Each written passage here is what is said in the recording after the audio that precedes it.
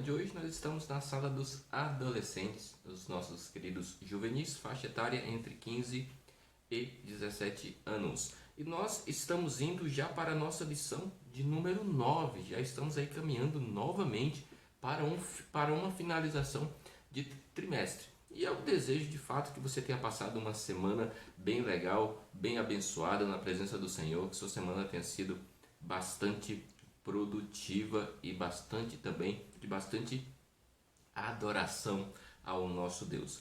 Então, hoje nós iremos estudar a respeito do tema de a utilização de células troncos. Nós iremos estudar sobre esse tema. Só que antes de entrar no tema de hoje, eu gostaria de revisar com você as questões, as perguntas que deixamos da aula anterior, que foi a relação, nós estudamos sobre as ameaças, em relação ao terrorismo. E nós deixamos algumas questões para que você refletisse durante a semana e aí pudesse trazer uma resposta hoje, Você aí conferir se as respostas estão certas. E a primeira pergunta que nós deixamos na aula anterior foi o seguinte: o que significa jihad?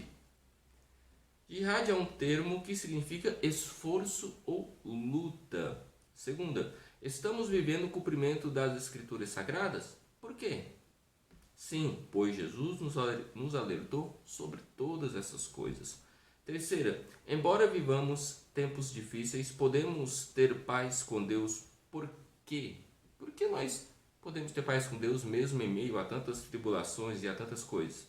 Nós sim podemos ter paz com Deus porque Ele é soberano e tem o controle de tudo o que acontece nos céus e na terra. Ou seja, Deus, Ele tem poder sobre tudo. Quarta, você acredita que o terrorismo é resultado do quê?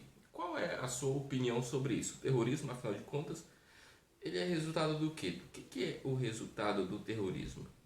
E dentre tantos vários, é uma resposta um pouco pessoal, dentre várias respostas, a resposta aqui mais aplicável aqui, que o terrorismo ele vem da maldade do coração do homem sem Deus e também é uma ação diabólica.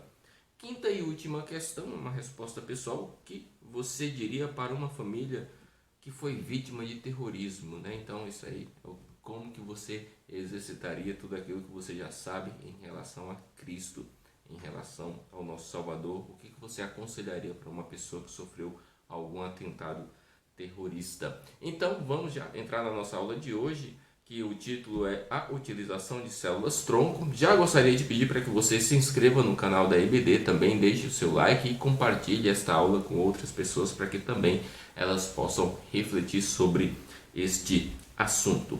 Então, a utilização de células tronco é um tema bastante, digamos, científico, técnico, pois ele trata tem termos aqui muitos técnicos e nós iremos apenas se ater à ideia da ética e da vida. Nós vamos tentar aqui enxugar o máximo possível essa aula para que ela não pareça enfadonha para você.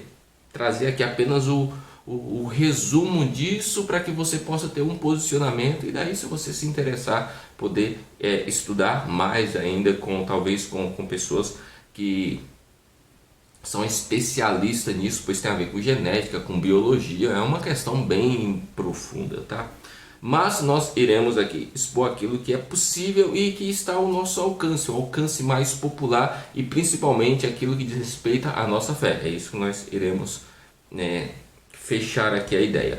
Então o nosso texto bíblico ele se encontra em Êxodo 23:7, texto áureo na verdade, que fala assim: de palavras de falsidade se afastarás e não matarás o inocente e o justo, porque não justificarei o ímpio. Então fala de células tronco e nós estamos aqui falando sobre o nosso texto áureo fala a respeito de matança de inocentes. Então vamos ver que relação existe entre células troncos e matança de inocentes. E tem relação, e é isso que nós precisamos estar alerta.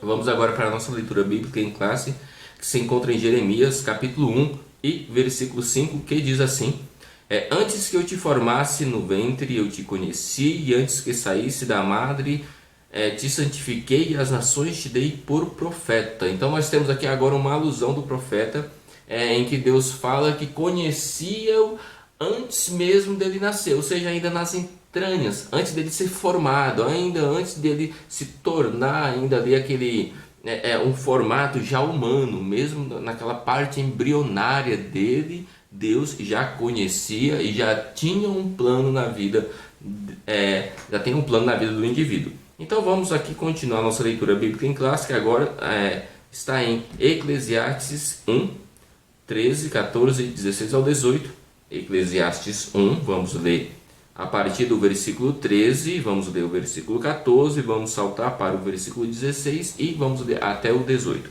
Que diz assim, Eclesiastes 1 e 13: Apliquei o meu coração a esquadrinhar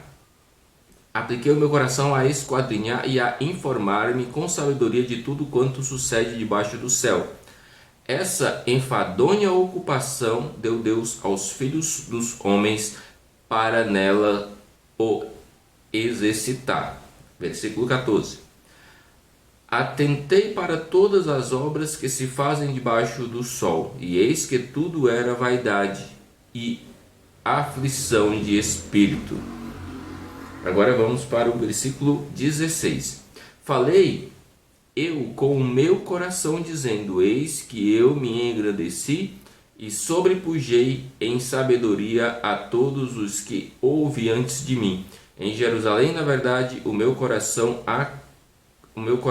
contemplou abundantemente a sabedoria e a ciência, e apliquei o meu coração a conhecer a sabedoria e a conhecer os desvarios e as loucuras, e vim a saber que também isso era a aflição de espírito. Versículo 18. Porque na muita sabedoria há muito enfado, e o que aumenta em ciência aumenta em trabalho. Ou seja, muitas das vezes o que está aumentando em ciência e em sabedoria, muitas das vezes está causando alguns transtornos. Ou seja, pode ser que nem tudo que o homem queira saber ou queira pôr a mão seja algo realmente benéfico, algo bom, ou que tenha um princípio bom, né? Então, vamos lá.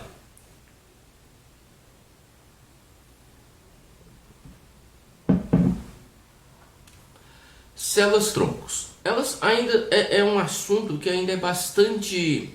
Ele é bastante...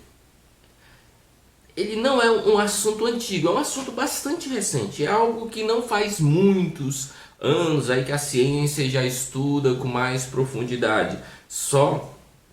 Ela só começou a difundir mais essa questão de células tronco, principalmente aí mais recentemente. E nós precisamos compreender que essas células troncos, elas são células que existem no organismo, que pode ser adulto ou principalmente, né, uma que são as mais cogitadas em embriões humanos, são células que têm a capacidade de se regenerar ou de assumir a forma de qualquer outra célula, de qualquer outro tecido humano. Elas são células, digamos assim, que elas estão prontas para tomar forma de onde elas estiverem ou forem aplicadas. Obviamente que tem termos técnicos para isso. Mas nós precisamos compreender que a manipulação de embriões para fins de pesquisas ou de tratamento não tem embasamento bíblico. Porque lá no Salmo 139, você já vai entender isso que eu estou falando, o salmista fala que Deus nos vê ainda informe, ou seja, mesmo antes de nós tomarmos formas de ser humano, Deus já nos vê. Então, nós somos vida desde o momento da concepção e não a partir de um momento específico aí. Então, isso aí já está muito claro, já está clareando. Então, nós precisamos entender basicamente, mas o que é e como funcionam as células humanas, para que você entenda isso que eu falei anteriormente. Mas o que elas são mesmo? São, no caso, células troncos, né? O que são células troncos? O que é isso? São células mestras, que têm capacidade de se transformar em outros tipos de células, incluindo as do cérebro, coração, ossos, músculos e peles. São células capazes de autorrenovação e diferenciação em muitas categorias. Ou seja, nós temos a ideia de que célula, aliás, o conceito de células-tronco é justamente uma célula mestra, que ela está ali e ela é pronta para se desenvolver e tomar a forma de qualquer outra célula. Por exemplo, uma célula-tronco ela pode ser injetada, por exemplo, nos ossos e ela vai regenerar as células ósseas, né, que cria o tecido ósseo, né, a parte óssea do objeto esqueleto, né, digamos assim. Se elas forem colocadas no coração, ela toma as formas das células do coração e aí regenera as células do coração. Então, você já imaginou qual é a capacidade que as células têm? Grandíssima de renovação, ou seja, essas células elas têm aí, os estudos apontam e são muito promissores que elas podem regenerar tecidos doentes. A pessoa tem um coração doente, as células tronco podem resolver porque elas renovam o coração. A pessoa tem um problema no fígado, as células tronco podem renovar aquele fígado. Só que aí entra as polêmicas, porque as células troncos que são, digamos, mais promissoras aí para quem estuda o assunto são células de embriões. Ou seja, o embrião é justamente o momento que ele está se transformando está tomando a forma que nós conhecemos no ser humano. Apesar de ele já ser uma vida, ele ainda não tem essa forma, braços, pernas, olhos. Não, ele está criando isso. Ele é um ser em formação, mas já é um ser. E aí essas células desse embrião, elas são altamente...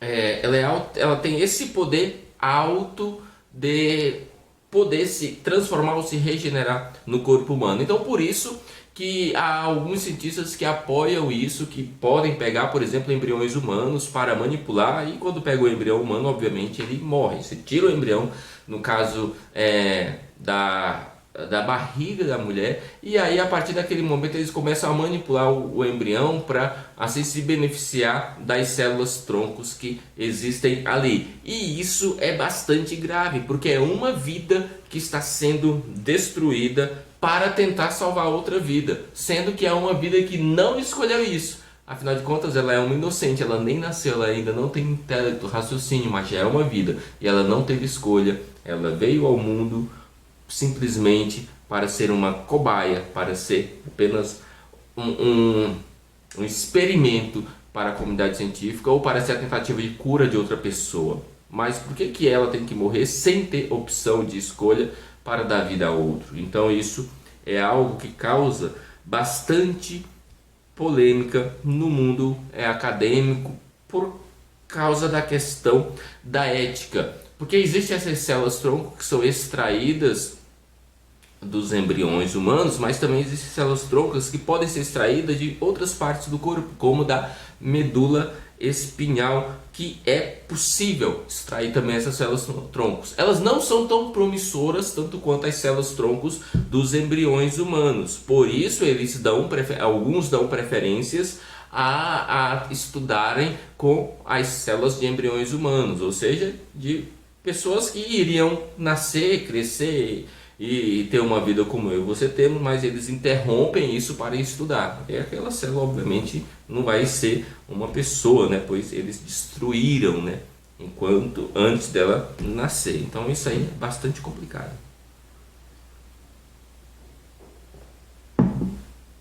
Existe a visão ética, como eu falei. E as pesquisas com células tronco, exceto as embrionárias, né, como eu já falei, não representam problemas éticos. Ou seja, os cientistas trabalharem com células troncos que não sejam dos embriões, pois o embrião precisa morrer para isso, não tem problema nenhum. Trabalhar com células troncos tirada da medula espinhal é absolutamente tranquilo. As células troncos são retiradas da própria pessoa injetada em tecido danificado, né? Ou seja, eles tiram. É possível pegar a célula tronco, tirar do próprio indivíduo, da medula espinhal dele e injetar nas partes que ele precisa do tratamento. Já as células tronco embrionárias só podem ser obtidas mediante a manipulação do embrião, ou seja, ela é retirada, o embrião ele é morto para poder ser feito aí todos os estudos, e isso não é bacana. Então, Em relação à ética, nós já temos aí esses dois preceitos, porque existem as células troncos embrionárias e existem as células troncos de adultos, né, de pessoas que já nasceram, né, que podem ser retiradas. De pessoas que já nasceram, essas células troncos podem ser absolutamente exploradas, estudadas e realmente tem que ser para salvar vidas. Agora, matar o embrião para estudar ou para curar a doença de outra pessoa, isso aí já é complicado, porque o embrião já é uma vida. Então você está matando um para dar continuidade à vida de outro. Você está matando um que ainda não nasceu para dar continuidade à vida de alguém que já nasceu. Então isso é bastante grave. Então nós, como cristãos, precisamos entender bem esses conceitos para termos um posicionamento sobre isso. E, obviamente, não podemos concordar com o estudo de células troncos embrionárias. A legislação brasileira, ela permite que pesquisas sejam feitas, porque já na pesquisa precisa tirar o embrião, então já temos que ter isso em mente, nem a pesquisa pode ser feita com embriões, mas enfim, a legislação brasileira permite que pesquisas com células troncos embrionária, desde que sejam obtidas em fertilização in vitro e congeladas há mais de 3 anos. Ou seja, se eles fazem a fertilização da in vitro, ou seja, eles pegam o óvulo feminino com o espermatozoide masculino e fazem uma fertilização em um ambiente artificial, fora da barriga da mulher, da proveta chamada. Então, ali seria um ser humano, é um ser humano. E aí a legislação brasileira, mesmo sendo que aquele embrião é um ser humano, ela permite que seja feita estudo a partir daquela forma. Ele só não permite usar o embrião que foi fecundado, está sendo fecundado na barriga humana, da barriga da mãe, mas se está sendo algo artificial, eles aceitam. Só que mesmo sendo fecundado em algo artificial, como é o caso da proveta, é uma vida que se deixar vai se desenvolver e vai ser uma pessoa normal, conversar, falar com você como nós estamos fazendo aqui.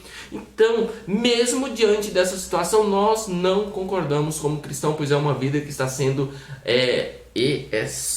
destruída em prol da ciência, e isso não pode ser feito. E isso jamais pode ser feito. As escrituras sagradas mostram que o ser humano existe desde a concepção, ou seja, já existe o ser humano no momento da concepção, seja ela in vitro, ou no caso de proveta, ou seja ela na própria barriga humana, na barriga da mãe. Então nós temos que ter isso muito claro na nossa cabeça, porque a Bíblia, ela mostra que o ser humano, ele precisa ter a sua dignidade preservada, a sua vida preservada. Nós não temos o direito de tirar a vida de qualquer ser humano que seja, tanto o que não nasceu quanto o ser humano que não nasceu ainda. O embrião também é meu próximo. Nós temos que entender isso. Se o primeiro mandamento da lei de Deus é amar Deus sobre todas as coisas, o segundo é semelhante a esse: amarás o teu próximo como a ti mesmo. Então, como que eu amo meu próximo como a mim mesmo? Se o embrião, ele é sim meu próximo, pois ele é um inocente. Por isso que o embrião é a matança de inocentes. Porque um embrião humano, ele é uma pessoa. Então ele é um inocente que ainda não tem como se defender absolutamente em nada, pois ele ainda não foi desenvolvido. Mas daí vem em nome da ciência, alguém e arranca ele ali da barriga da mãe ou da proveta e o mata para pesquisas e estudos. Isso é completamente antibíblico. A Bíblia, ela não apoia isso em hipótese alguma. A vida começa na concepção, sendo o embrião uma pessoa indefesa e inocente. O mandamento bíblico é: não matarás o inocente e o justo, porque não justificarei o ímpio. Isso lá em Êxodo 23:7 foi o que nós lemos, é o nosso texto áureo. Então, quando retiram o embrião humano para estudar a célula-tronco, obviamente ele vai morrer, como eu já falei isso exaustivamente nesta aula. Nós, ou quem está fazendo isso, está cometendo assassinato, e não pode haver assassinato em prol da ciência ou em prol de qualquer outra coisa. Assassinato é assassinato. Você não tem direito de tirar a vida de ninguém. Contudo, incentivamos o uso e pesquisa de células-troncos adultas, obtidas também do cordão umbilical, que eu não havia falado, mas além da medula óssea, As células tronco pode ser obtida e retirada do cordão umbilical, que não afeta ninguém. Não vai um ser humano morrer, não vai um embrião deixar de nascer por conta disso, porque ela é coletada de uma parte do corpo em que não será usada. O cordão umbilical, por exemplo, não vai afetar o bebê e pode ser usada e aproveitada. Não tem a eficácia, né, que o do embrião humano tem, mas tem a eficácia. Se bem explorado, se bem estudado, com certeza vão conseguir sim obter a mesma eficácia. Então, em Zacarias, tem um texto interessante. Zacarias 12:1 fala assim: Senhor, que forma o espírito do homem dentro dele. Ou seja, o espírito do ser humano é colocado dentro dele mesmo antes dele ter nascido. Já há o espírito, já há um projeto de Deus para aquele embrião. Então, o projeto de Deus para o embrião não pode ser o projeto da ciência para o embrião.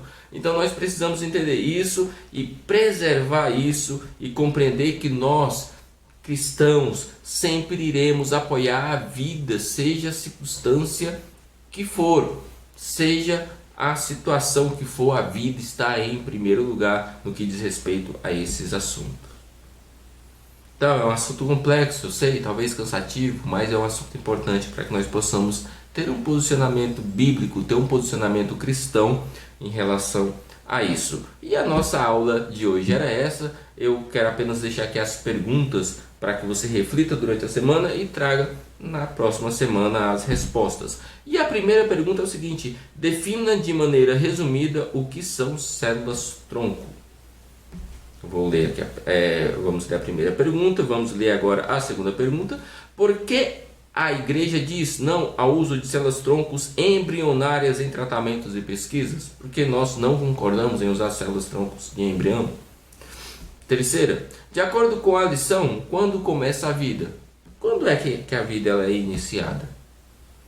E quarta e última, que tipo de pesquisas com células troncos não ferem os princípios bíblicos? Ou quais são os permitidos de acordo com as escrituras? Então, espero que você reflita durante essa semana, que Deus abençoe muito a sua semana, que você consiga aí resolver aí a sua vida, as suas pendências, o que você precisa resolver para essa semana. Então, fiquem todos com Deus e até a próxima aula, se assim Deus nos permitir. Amém.